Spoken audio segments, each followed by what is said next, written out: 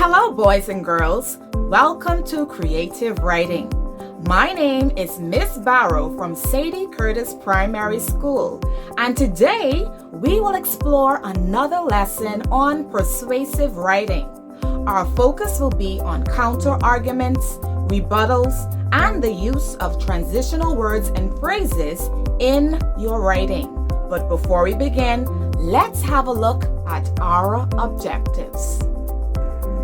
After this lesson, you will be able to use counter-arguments and rebuttals to make your writing stronger, apply the use of transitional words and phrases in your writing, and compose a persuasive speech.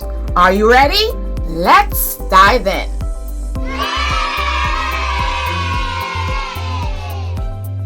If you'd like to strengthen your persuasive piece, the use of a claim, counter-argument, and rebuttal should be considered. Let's have a closer look. With every persuasive piece, there must be a claim. You may remember this as a statement of opinion. The claim represents the writer's main argument. This is where you take a stance for or against something. You also provide reasons to support your stance. Let's take a look at this short clip that represents a claim. I call it COVID-19 lockdown. It is without a doubt that the Prime Minister should continue the weekend lockdown because it will help to flatten the curve of COVID-19 and stop the spread of the disease. Directly following the claim is the counter-argument. Wow, that's a big word. But what does it really mean? Counter is a prefix which means opposite or against. So think of opposite argument. The counter-argument then can be described as the opposite view against the main argument. I know what you're thinking. Why would I use a counter-argument in my writing? Won't it weaken my persuasion? Well, not exactly. If used properly in introductions or the body, it can actually strengthen your argument, but never use it in a conclusion. That will work against you. It also shows that you've considered both sides of the argument, and it states what people opposite your views are thinking. Take a look at this counter-argument clip. While COVID-19 is a real concern, people need to get back to work so they can pay their bills and feed their families. Next, you should write a rebuttal following the counter-argument. This is where you say, I'm right and you're wrong in your writing. This is the response to the opponent's argument. Why is this important? It restates your position or your stance, saying why you are for or against something. It also shows why the opposite argument you stated previously is wrong. And it gives a chance to say why your argument is absolutely correct. Watch this snippet of a rebuttal. This is a reasonable concern. However, reopening the country too soon can cause the spread of the disease, and it can cause more deaths. Take out your pencil, your handy-dandy book, and put on your thinking cap, because now's your chance to write a claim, counter-argument, and a rebuttal. Your topic, weekend schooling. Let's go. It's time to write your claim. Decide if you are for or against having school on the weekends. Use one of the sentence starters to assist in writing your statement of opinion, and be sure to have a strong reason or fact to support your stance. Pause the video and write your sentence. When you are done, press play. Now, What if the shoe were on the other foot? You're going to write a counter argument. When writing the counter argument, or should I say opposite argument, be sure to write a good reason for that view. Sentence starters are on your right to assist with writing this sentence. Pause the video and start now. When you're done, press play. You are almost there. Now it's time to restate your stance. Use your words to further explain why you are right and they are wrong. You know the drill. Pause and press play when you're done. I am sure that you did a beautiful job. Here's an example of Miss Stern's view on weekend school. It is vital that schools be open on Saturdays and Sundays. This will give students extra time to learn. Some argue that children can study and do homework at home on weekends. While that may be the case, children are not responsible enough to do independent study at home. Case in point, they waste their time on TikTok and play video games for hours. I hear you, sister. Now that you have a better understanding of counter arguments and rebuttals, it's time to take a look at transitional words and phrases. Let's explore. Open file. Persuasive writing. Enter password. Transitional words and phrases. Access granted.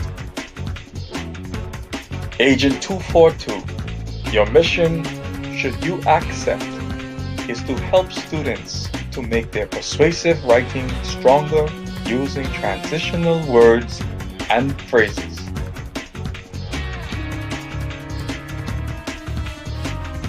You are to introduce transitional words and phrases used in persuasive writing, such as general use,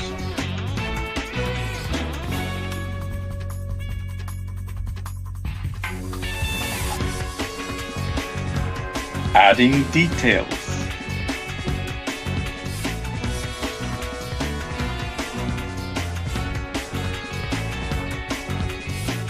restating,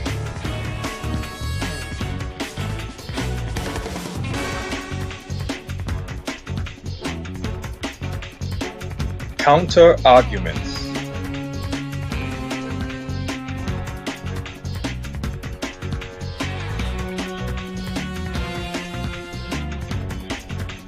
and conclusions.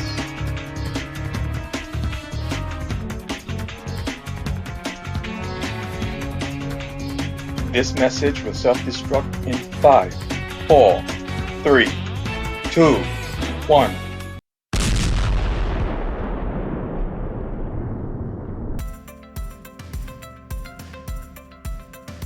Our first example reads, unquestionably, animals should not be used to test research. The transitional word is unquestionably. This type of transition may be used to open a paragraph or for general use. There are 2 sentences in this example. The transition here helps to add detail. The first sentence reads, animal experiments are cruel. Besides that, tests are dangerous and unreliable. The phrase is besides that. It continues the same line of reasoning. In this example, 2 transitional phrases are used.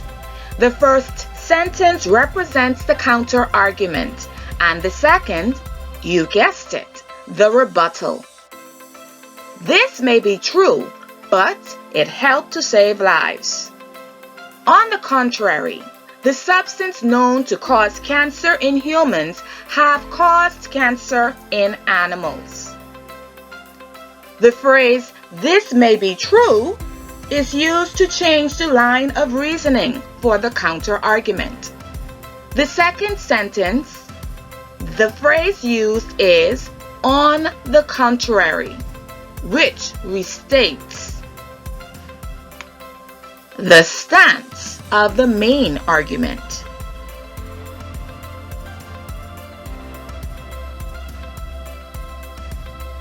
Let's look at our final example.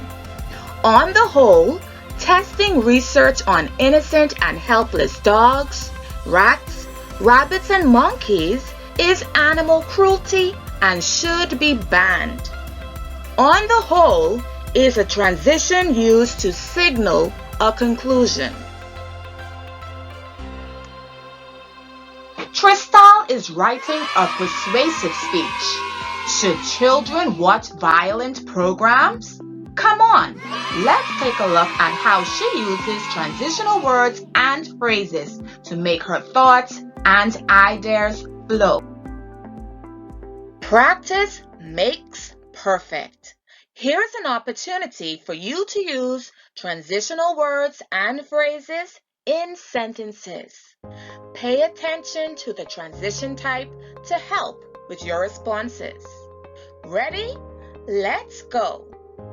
Blind parents should not allow their children to watch violent TV programs. What transitional word or phrase would make sense in this sentence? You've got it. Generally speaking makes most sense. Let's continue. It is important to screen what minors watch during TV time. Blind parents should be adamant that children turn off the TV set when offensive programs are aired. Can you think of the most appropriate transitional word or phrase? Your answers are at the bottom. Woohoo! That's right.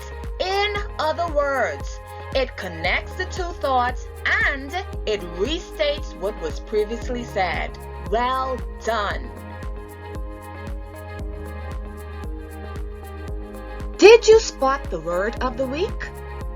Yes, adamant. What does it mean? That's right.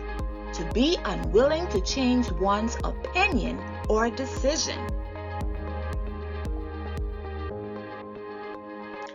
Let's use a transition that helps to add details. Children who watch violent shows are more likely to display aggressive behavior. Blank, they may bully classmates at school. What's the phrase to connect the ideas? Yes, for instance. Great job. In these two sentences, we have a counter-argument and a rebuttal. Let's see which phrases work best. Blank, some parents argue that children are disciplined and have no behavioral issues. Blind children learn inappropriate behaviors and embarrass you by their actions in public. What phrases should we use? This may be true, but, and on the other hand. Well done. Let's work on our conclusion. These harmful programs can encourage fights and spark fear that something bad will happen to them. Blank parents should not allow minors to watch violence, but instead pull the TV plugs to protect themselves and others. Hoorah!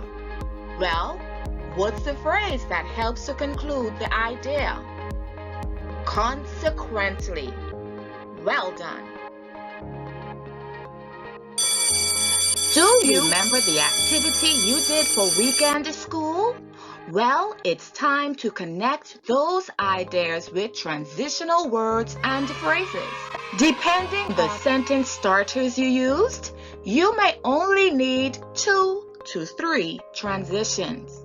Well, It's time to get started. Press pause, and when you are done, press play. I used 2 transitions. Undoubtedly, it is vital that schools be open on Saturdays and Sundays. This will give students extra time to learn. On the other hand, some argue that children can study and do homework at home on weekends. While that may be the case, children are not responsible enough to do independent study at home. Case in point, they waste time on TikTok and play video games for hours. Were my ideas connected? Did my thoughts flow? I give credit to transitional words and phrases. Well, let's wrap up. When you effectively use counter-arguments, rebuttals, and transitional words and phrases, you make your persuasive writing stronger. So, combining these strategies along with the ones learned in previous lessons will be sure to make your audience believe what you believe and also to take action. That's all for today, guys. Thanks for joining and see you next week.